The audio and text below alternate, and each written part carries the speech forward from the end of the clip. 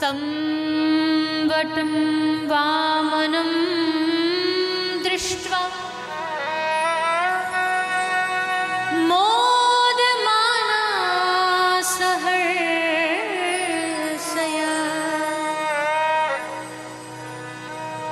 कर्माणि कारयामासु पुरस्कृत्यं प्रजापतिम्।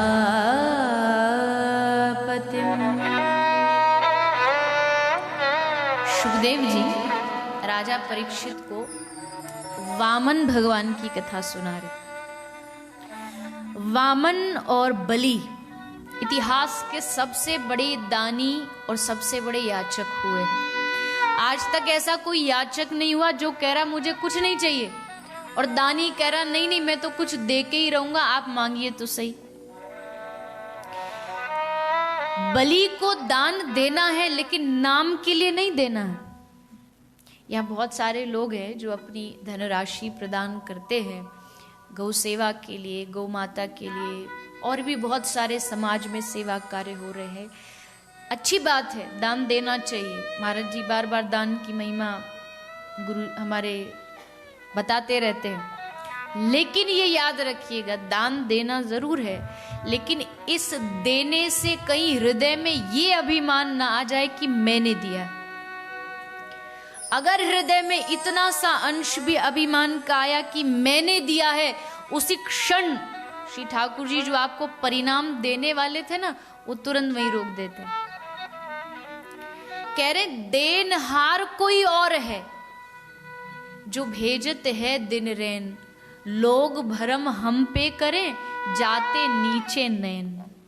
लोग सोचते मैं दे रहा हूं पर मैं देने वाला नहीं हूं, मैं कुछ भी प्रदान करने वाला नहीं हूं, जो दे रहे मेरे प्रभु दे रहे। ये भाव रखिएगा, तब देखो ठाकुर कितने प्रसन्न होते हैं। कुछ लोग, आप बुरा नहीं मानिए, पर कुछ लोग बस नाम के लिए ही देते हैं कि बस या तो फिर भी चलो कुछ नहीं। कई बार तो लोग मंदिरों में पंखा भी दान देते हैं ना, तो उस पंखे की पंखड़ियों पर दादाजी का नाम, परदादाजी का नाम, चाचा जी, सबका नाम लिखवा देते। यहाँ पंखा हिलता है, उधर पितृलोक में दादाजी घूमते, उनकी खोपड़ी घूमती है वहां पे। दीजिए, देना भी बड़ी बात है, ऐसा नहीं, देना भी बड़ी बात है। लोग होटल में खाते हैं, रेस्टोरेंट में खाएंगे, होटल में खाएंगे और हॉस्पिटल में लुटाएंगे। खाएंगे फिर शरीर पता क्या होगा, फिर हॉस्पिटल में जा के अब डायबिटीज हो गई, अब बीपी, अब कोलेस्ट्रॉल। कुछ लोग से होता ना, निकलता ही नहीं। हमारे ब्रज में एक बाबा जी कथा सुनाते, एक सेठ था, उसका नाम क्या था? नाम है दानचंद। नाम ही था बस दानचंद। इसने जीवन में कभी दान नहीं किया, कभी नहीं। इसके पास कोई आता था ना मांगने के लिए, तो महाराज जी कुछ दे दो, सेठ जी कुछ दे दो, तो इसने एक चेक दे दिया। चेक वो घर लेके गए, ट्रस्टियों ने देखा, बोले महाराज जी इस पे तो आपके प्रभु साइन ही नहीं है। बोले मैं गुप्त दान में विश्वास रखता हूं, नाम नहीं देता। गुप्त दान महाकल्याण, कभी देता ही नहीं। तो इसका घर जो था वो गंगा जी से बड़ा नजदीक था। तो इसकी पत्नी कहती थी, अरे जी आप गंगा जी क्यों नहीं जाते, गंगा जी नहाया करो। तो बोलता नहीं, गंगा जी गया तो गंगा जी में पंडा बहुत मिलते हैं और पंडा दान मांगते हैं, मुझे देना पड़ेगा इसलिए नहीं जाता था। तो एक दिन पत्नी बोली, अजी क्या फर्क पड़ता है, चले जाओ ना, गंगा जी में स्नान हो जाएगा, थोड़ा सा चले जाओ। तो बोला ठीक है।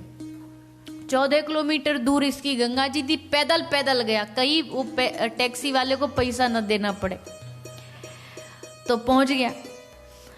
अब इसने सोचा किसी घाट पर जाऊंगा तो पंडा मिलेगा। घाट समझते हैं ना, जहाँ पे सब लोग स्नान के लिए जाते हैं। तो बोले घाट पर जाऊंगा तो पंडित जी मिलेंगे, कुछ ना कुछ मांगेंगे, इसलिए मुर्दा घाट पे पहुंच गया कि जहाँ पर अस्थियों को विसर्जन होता। बोले यहाँ कोई नहीं मिलेगा तो यहाँ चुपचाप मैं नहा के चला जाऊं।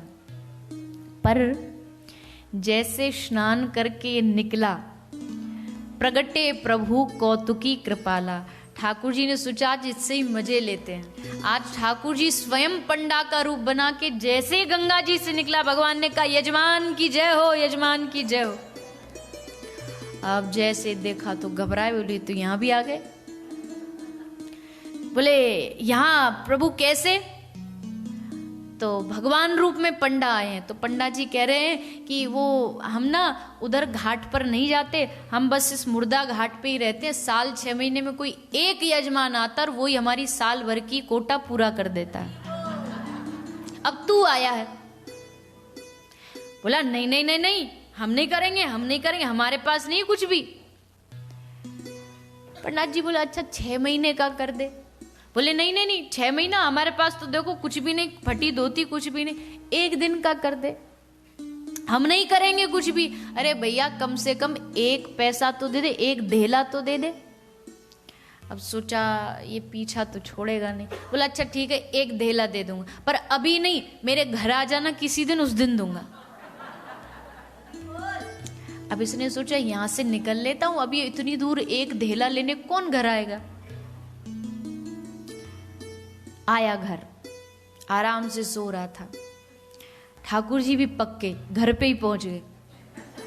दरवाजा खटखटाए, यजमान की जय हो, यजमान की जय हो। अब इससे आवाज सुनी, बोले तो यहां भी आ गया धेला लेने के लिए। तो पत्नी को बोला देख जाके कह दे कि पतिदेव हमारे बीमार है, जाके ऐसा बोल दे। पत्नी आई, पत्नी ने आके कहा महाराज किससे मिलना? बोले आपके पतिदेव एक धेला देने के लिए बोल रहे थे, तो वो लेने आया हूँ। बोले माफ करिएगा उनकी तो तबीयत खराब है, थोड़े बीमार है, तो वो तो नहीं मिल सकते। तो भगवान बोले दान मिले ना मिले, हमारा यजमान बीमार है, अब तो उसको देख के ही जाएंगे, पैसे से हमें कोई मतलब नहीं, हमारा यजमान बीमार हो गया, अब तो उसको देखे बिना नहीं जाएंगे। अब ये भीतर आई, इसने बोला जी ऐसे बोल रहे देखे बिना नहीं जाएंगे, अब क्या करूं बताइए? तो बोला जाके बोल दे मर गए।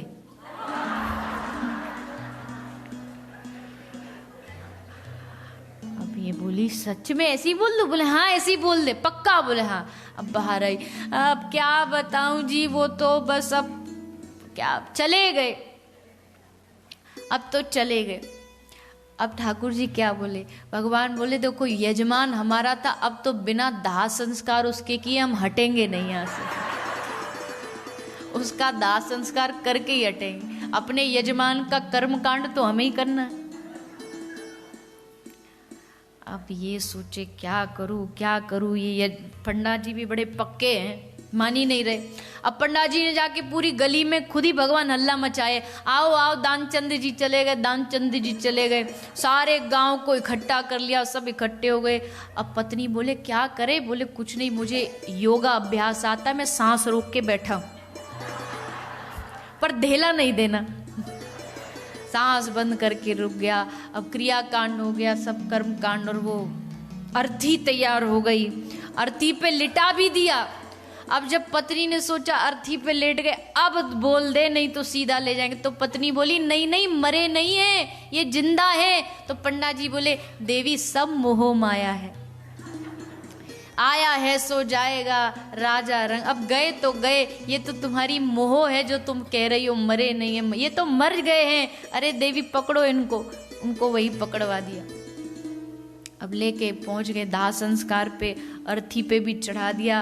अब ठाकुर जी मनी मन हंस रहे, वाह रे भैया अर्थी पे चढ़ा है, चिता पे चढ़ चुका, थोड़ी देर में आग लगने वाली, अब तो बोल जा, पर नहीं बोल रहा।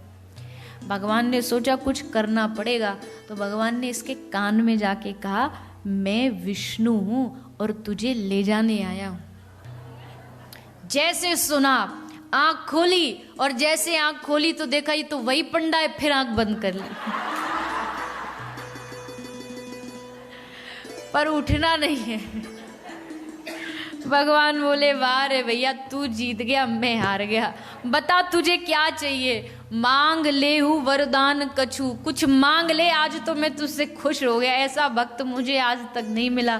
मांग ले हूँ वरदान कछु, तो धीरे से बोला धेला दीजिए छोड़। पर धेला मत मांगिए। भगवान बोले अरे पगले, तेरी परीक्षा लेना, जा तू धेला रख अपना अपने पास, जा तू यहाँ से।